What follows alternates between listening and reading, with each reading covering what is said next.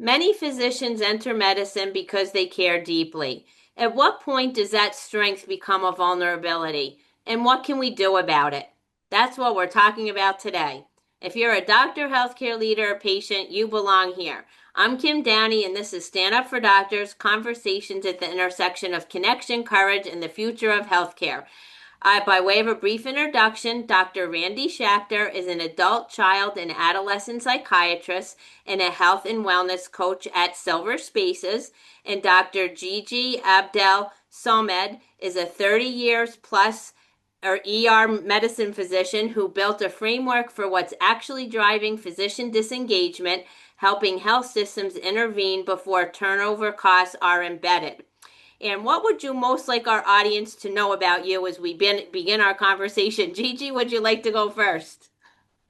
Sure, absolutely. It's a joy to be here with both of you. And Kim, I'm just in awe of what you've created and what you do. Thank you for standing up for us. What I want everyone to know is I'm here to heal the healers. And because it hurts my heart when I see doctors who are barely 10 years out of residency leaving after all the time and sacrifice. And so that's why I do what I do, for the love of medicine and for the love of the people who go into it. I love that. And we need doctors and we need to make medicine sustainable for physicians. So we're all in this together. So thank you so Mm. much for what you do and to both of you for continuing to practice, even though things are really hard. I don't take that for granted for 1 minute. So thank you. And Randie, what would you like us to know about you?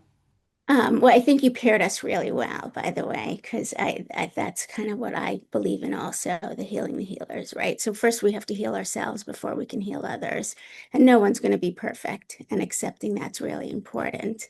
And from that platform, then we kind of want to work on taking care of each other, creating this space that's safe so that we can talk about our vulnerabilities and be human and take care of others. But we have to take care of each other. Advocacy, kindness, compassion, and finding that safety, that group that helps you feel safe and heard. Yes, absolutely to all of that. And I did pair you two together because you'll both be attending our physician retreat this fall, and we'll all get to meet each other in person. And that's why we're starting this month to interview our guests for the retreat. And I'm so excited to bring you together. And another reason I thought to pair you together is that I thought it kind of combines like internal factors and external factors. Like Randie is a psychiatrist with factors like identity and perfectionism and people pleasing and self sacrifice. And then Gigi working with healthcare systems, right? Just some of those external factors and culture and workload and things like that. So I was wondering if you each had a powerful story to share related to your work in this area. Yeah, absolutely. Randy, would you like to? You mean a personal story or a story of people that I've worked with? It could be either one. Okay. So I'll give you my personal story. And so it started with why I realized that I needed that concept of needing the community and needing the safety and recognizing not perfect and what can happen if you don't um, take care of the things and then what happens with burnout. So I was pregnant with my third child and there were complications and then she was born and she had special needs. And when she was, I don't know, maybe 18 months, it was a complicated febrile seizures. And it was determined that she needed a lot more than what I could do full time. And uh, I was working in a hospital that had originally, I had how do I explain, petitioned to have one late evening so that I could leave early to be with my own children on the other days when they got home from school. That late evening also entitled all my patients and their parents to not miss work or miss school. And it was really a coveted spot. It took me a year to get it approved. While I was on maternity leave, apparently they decided to overturn it. So when I came back, now I have this newborn child and all these complications, and they want to take it away. And that to me was like, I can't do this. I can't take care of my family, I can't take care of myself, and I can't take care of my patients the way that I need to. And they just didn't, I couldn't, when I asked why, there wasn't really a good explanation that made sense to me. When it wasn't just a selfish need, it was also a helpful need for my patients. And it was like all of them wanted it, like they fought for it. And so I realized that I couldn't do that. And so I talked to my friends to kind of give myself like can I do this? Can I go out on my own? Is this a possibility? To give myself the confidence to do that, right? And if it wasn't having that support network and the people to lean on, it would have been a much scarier thing, and I would have stuck through this much longer, and it would have been really hard, but I couldn't do it. And so having that support and having people that were willing to say, it's okay, and you got this, and if you need help, and if you need referrals, and we know you've got, you're a part of this community, you've been a doctor in this area for long, you'll get referrals, this is going to be fine. I had the ability to do that and make the changes and not let burnout like consume me, because exhausted with having this child, needing more than I could do just that way. And then I was able to build my practice slowly. I got a 1 day a week job working for Renfro, which is an eating disorder program. So I had consistent money. Like I was able to find avenues that made this okay. And so if you look and you ask and you're not afraid, you can be afraid and still do it, right? I mean, it's still scary, but you have to be scared and do it, really. Yeah. Well, thank you for sharing that. I say all the time that every time a doctor shares their story, another doctor feels less alone. And sadly, I've heard multiple iterations of a story like yours. So, but that it's also a success story, and that if you think outside the box or persevere, that there is always a path forward. And I feel like that's your message of hope there.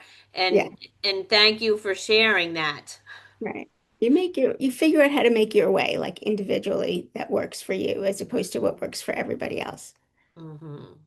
And Gigi, what story would you like to share with us? Well, first of all, just thank you, Randy, for sharing that. And I can't imagine how hard that was just as a mother, let alone as a doctor. And, when what you said, Kim, about when one doctor shares, another doctor feels less alone, that's exactly it. There's a kind of this unspoken gag order among physicians.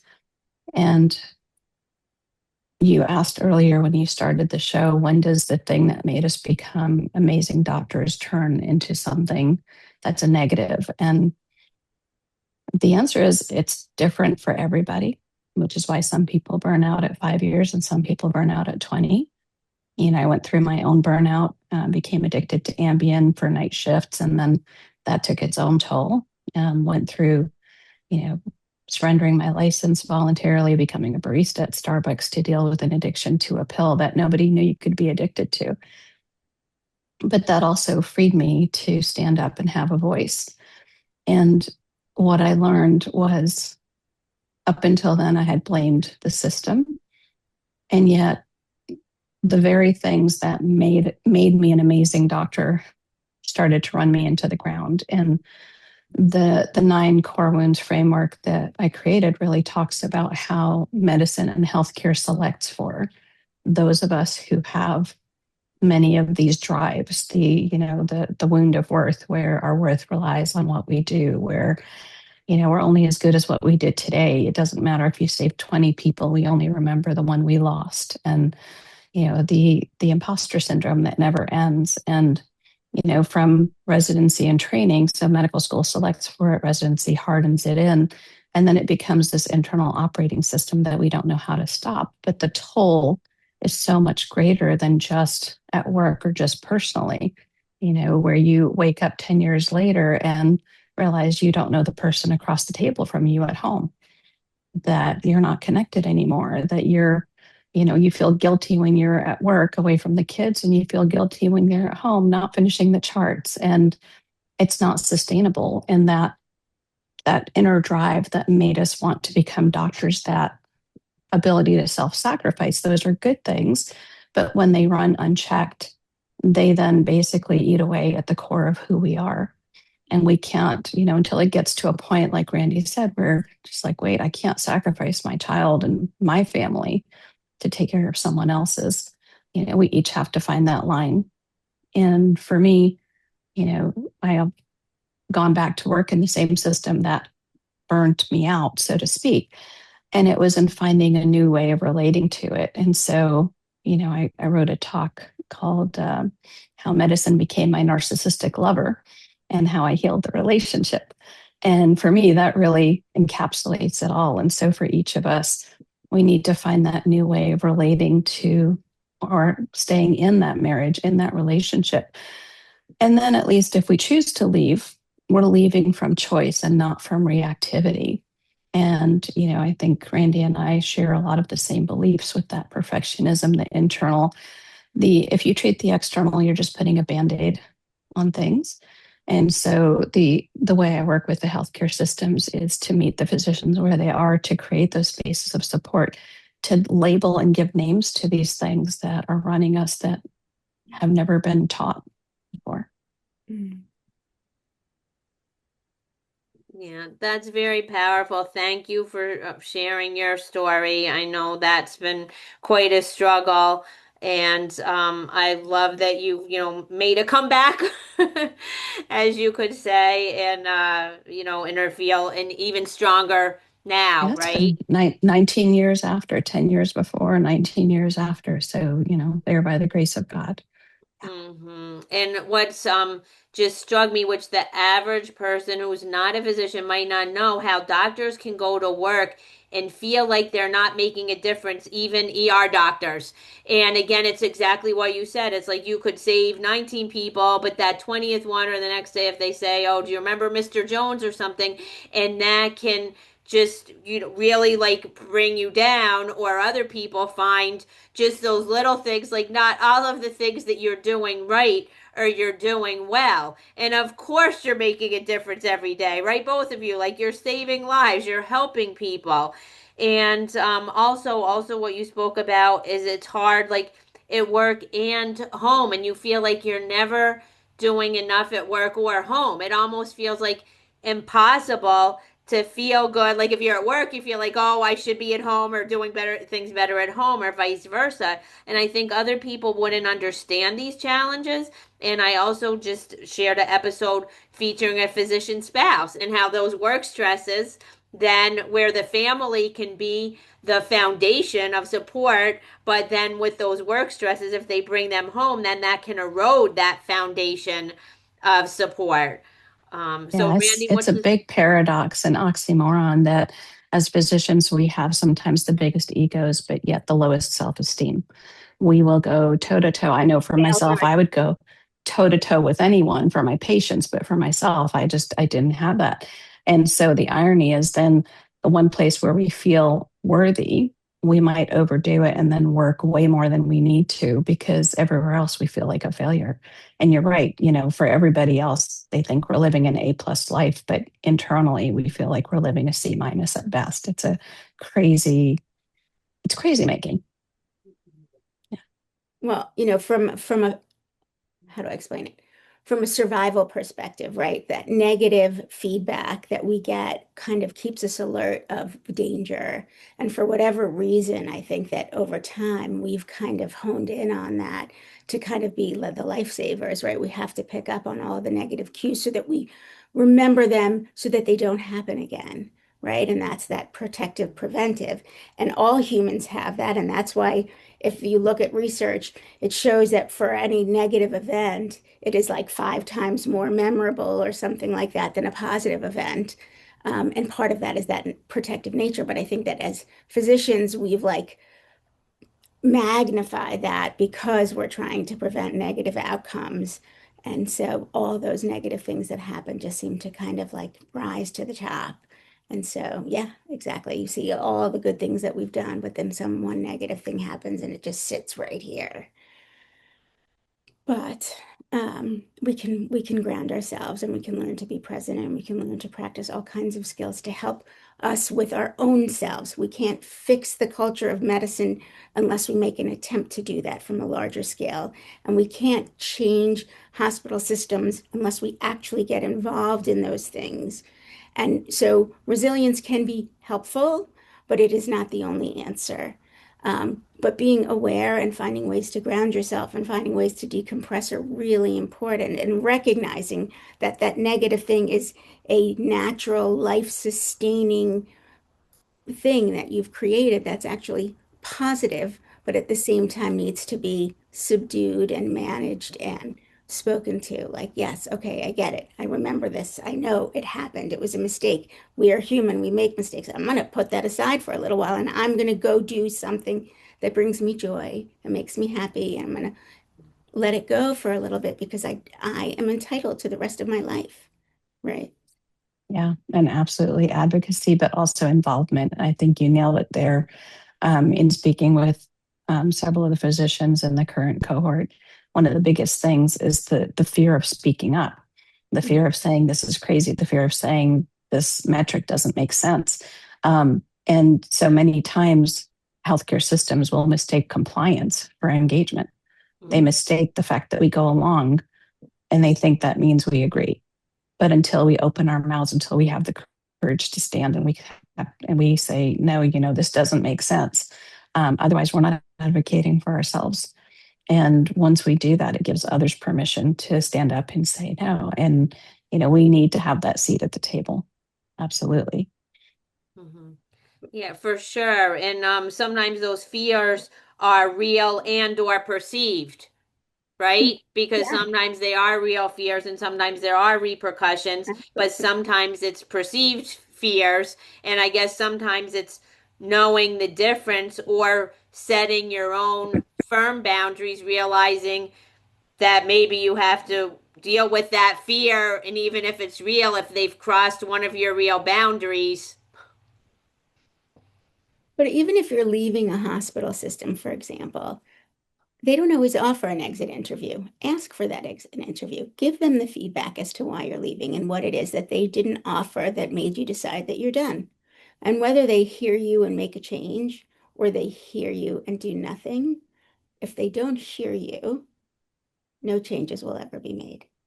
And when you're leaving that exit interview, what is it that they could do to you that you were so, they're not making your call worse. You're not on call anymore. You know what I mean? Like the consequence, if you do it professionally, of course, not, um, Mhm, will just be information that may be helpful to them.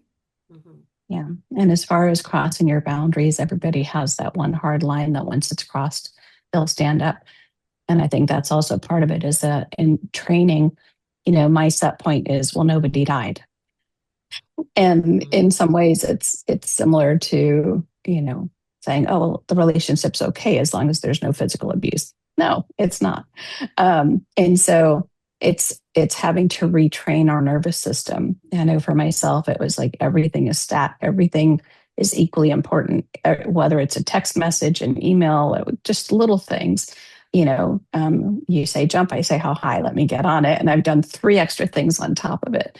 And so it's overcoming that learned helplessness, Agreed. which again is ironic, but there's a learned helplessness and a powerlessness feeling when it comes to that. And so having the boundaries and resetting our thermostat so that the boundary isn't as long as nobody died, but the boundary becomes sustainability rather than how fast we can do it or efficiency, sustainability over efficiency. Which is so strange because medicine was really an autonomous type of practice, right? I mean, my father was a physician. I worked for him since I was 14 years old. It was in our basement. You would walk through the back of our home, and I did dictation. I was his receptionist. I did, ultrasound. He was sports medicine and rehab. So I would do like the ultrasound or the TENS units or whatever thing that he would teach me to help them, paraffin.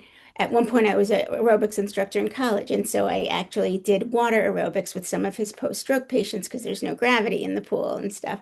But so the amount of autonomy that existed then in the practicing of medicine and that ability to make those choices for our patients on behalf of our patients compared to what I see with the doctors that I work with that are in hospital systems is such a different world of medicine.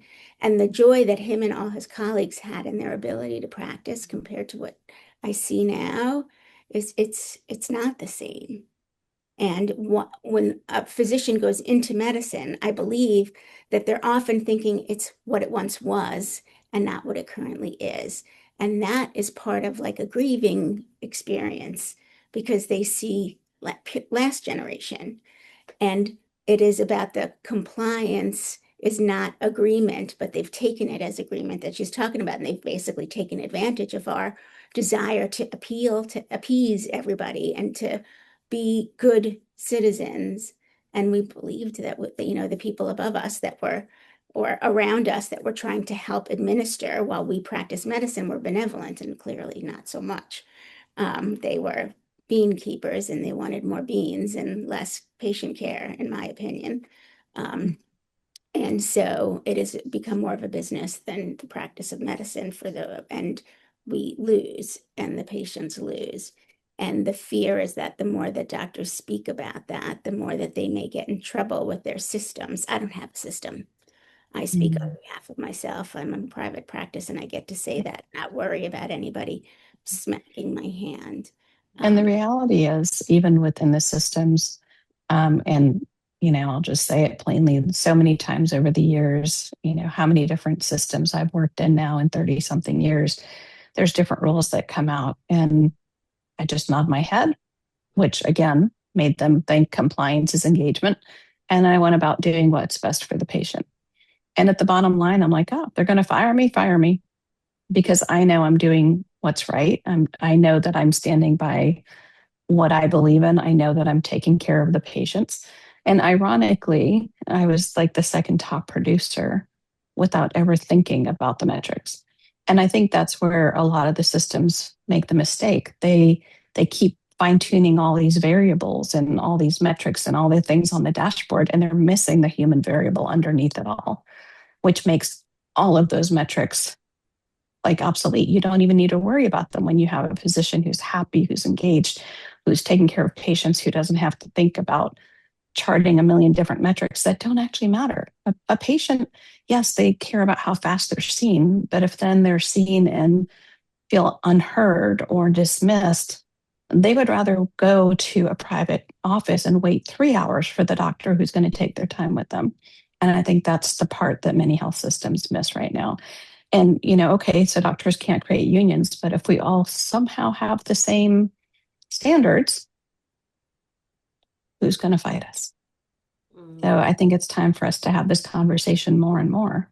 We have data in the emergency department. It's 2.2 patients per hour is safe. I don't know a single department in the country probably right now that sees only 2.2 patients per hour because of the metrics or whatever. But if I slow down because that's what it takes and that's how I need to be safe, then when the metrics are crazy, they're going to have to figure out, okay, maybe we need more doctors. Maybe we need to do something different. Maybe we need to help support the doctors. So that's my rebellious take. Yeah, for sure. So as we talk about solutions, as far as the internal, external factors, so Randie, in your own work, or if you have doctors as patients, like what do you feel are some of like more of the personal solutions? And I know you mentioned the word resilience and how a lot of doctors will say we're the most resilient people on the planet and they hate that word and it's the system that's a problem. And that's true, but there are things that individuals can do to shore themselves up as well. So I'm just wondering, as far as like solutions, what's your take? Well, there are healthy versions of resilience, right? Resilience is the ability to manage things that may be difficult, but it's also the ability to know and create a system of support, right? So it's not just being bendable to the point that you break. It's being bendable and knowing which way to bend and where to bend and how to be flexible and when to give up to somebody else and how to kind of navigate it so that you can remain resilient. It doesn't have to be an unhealthy format, right? So if you, again, so grounding and finding ways to decompress and stress and knowing when you need to sleep and knowing what's healthy as far as sleep hygiene and self-care. And self-care does not always mean going to a spa, although that can be a nice thing to do if that's what you like. I'm not a spa person, but for me, it's creativity. I do pottery. I'm an art person. For me, being able to go and have a sense of flow where time doesn't exist. I think I read something where recently it was like, oh, I'll be back in 30 minutes. I'm going to do some pottery for the next 2 hours. That was the best 5 hours I ever had. That basically it's just like you're just gone and time doesn't really matter. And that is a wonderful feeling. Your brain's empty. You're just focusing on what you're doing. And that's in lots of art, like people that are dancing or playing music or what, it's just this feeling of letting go. And so finding something that lets you just stop worrying for a little while and being, and it can, and I'm yoga certified and I love doing yoga, and that helps me also kind of lose myself in my breath. And I teach that if that's something that somebody wants. So finding the tools that work for you. And I'm always in search of finding different things that make me feel better and then kind of passing whatever I learn on to the next person so that they can kind of, pay it forward, right? Because people have taught me so many great things in my life. And so that's the personal thing, is to take the time to learn what you can do to help yourself. And each person's going to find something different. I do not do certain types of meditation because I cannot. My mind is not capable, but I can do other kinds of meditation and I love them. So finding the right one for you is important. It's like saying, oh, I don't like music. I mean, it depends what music you listen to. I don't love jazz, but I certainly love, yacht rock. I love that. And that I just finished last night. Are you familiar with the book Your Brain on Art? How the arts No, transform us? Hmm? no. I Oh might my need to. goodness. All right. Well, you will absolutely love that book. And it talks about like the brain science behind how the arts are essential. And even it says how some doctors are prescribing a visit to a museum for their patients.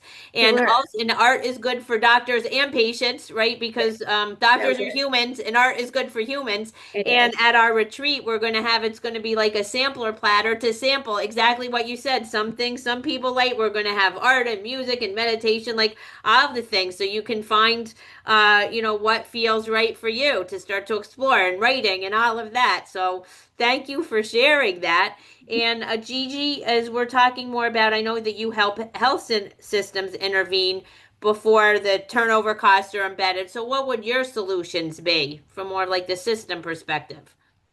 Well, even from the system perspective, it's really more of an individual thing. And so, even with the program that I license to healthcare systems and hospitals, it works with the physicians, because what burns me out about the system is going to be different than what burns someone else out about the system. And so it's not a cookie cutter. And I think that's probably one of the biggest things. For me, it's putting the joy back in healthcare for the physicians. And so if they prioritize the physician engagement, which then allows the physicians to figure out which one of these lenses they're looking through, that's making them resentful and unhappy and frustrated, then it realigns them with their true values. It takes them back from that fight or flight ingrained, death is the only thing that's bad, to, well, what are my boundaries? What are my values? What do I love? What do I like? Because it's not always realistic to be able to step away. Because when you're right in the middle of a crazy, insane, hectic shift with nurses and patients and family members of someone who just passed, yes, that's part of burnout, to go from counting the days till you became a doctor to now counting the days till your next day off. And so there has to be something that can be done during the workday for sustainability, where they have these bite-sized, videos, modules. They have these tools that help them go, oh, okay, this is why this patient whining is triggering this in me. It's my own personal mirror. It's something that they're saying that's latching into my own experience. And then they learn to see their own biases and their own lenses. And then they can move through the same system like I did that once burnt me out. And it's all about selfish altruism. And so the healthcare systems that are ahead of it are really working with the human variable that runs all of it. They help support the physicians. They give them access to the platform. And so that these physicians can then figure out what are the things that I can do in micro doses. For me, it was just sometimes 30 seconds of like, slow down and breathe. Like 30 seconds, no one's going to die. But it made all the difference to my mental state. And being able to look at a patient who's being difficult and going, my God, like this person feels so helpless that the only thing they can control is where they want me to put their IV. And so by switching the lens and switching the frame, so the healthcare systems that are ahead of it are supporting the physicians and helping them to recalibrate, if you will, to being a human being and to allowing their feelings and to not compartmentalizing. Yeah. Yeah. Balance groups. Are you familiar with what those are? Say again, please, Randie. Balance groups. No. Balance, BA. BALYNT, I believe is how it's spelled. There might be two L's. So I trained in that like years ago. And basically it's something that's done in Europe. And actually, I don't know if it's still cursory, like they all have to do it, but when I trained in it before COVID, probably 5 or 10 years before, um, all the family practice and GPs in England were required to do these groups. And the goal is that once a month or every couple of weeks, they would meet like a group of 6 to 10 docs with two guides, therapists, other Balance group GPs or whatever, to kind of to process their feelings of difficult patients, not morbidity and mortality. You're not talking about how you should have treated them and what drug you should have done, but it's more about the feelings that you take home at the end of the day and how to kind of navigate the human of yourself, the human of that person, what it must be like to be them, and the relationship between the two of you. And so you tell your story about what you feel, and then you sit back and all the other people talk about like what was going on and the theories and what they thought. And so you kind of just let everybody else unpack it for you, and you get a moment to relax and just let it go. And then often when you come back like a month later, if it's a recurring patient, like it's, because it's GP and you've seen them, or months later, you're like, I thought about it and the way I approach them is totally different and the cadence is different and I feel so much lighter, and it's really helpful. That sounds wonderful. I'll look into And it. they I think happen. we need that. Yeah, Yeah, yeah. absolutely amazing. Well, thank you. This has been fantastic. Thanks again for being my guest today, Gigi and Randie. It's a pleasure. Pleasure, pleasure, pleasure. We have to help each other. We gotta. Absolutely. I say all the time, well, I'll make a difference together. Exactly. It's not. Amen. So, thank you for being part of our Stand Up for Doctors global neighborhood, a place where physicians and those who care about them can connect, empower, recharge, and celebrate. You'll find more stories like this in our White Coats book series. And if you're a doctor, we'd love to welcome you to our inaugural physician retreat this October, where these conversations can continue in person. Would be honored to have you join us, and that means the three of us. So Yeah, I'd love to see you there. That'd be fun. I terrific. can't wait. Yeah. And if you'd like to help sustain this podcast, please consider sponsoring an episode or connecting us with a mission aligned sponsor. Links are in the show notes, including how to reach out to our guests. And in closing, to move the needle in healthcare, we all need to raise our voices and we all need to care about each other. We already know that doctors need to care about patients. Patients need to care about doctors too. So stand up, doctors, and let's stand up for doctors.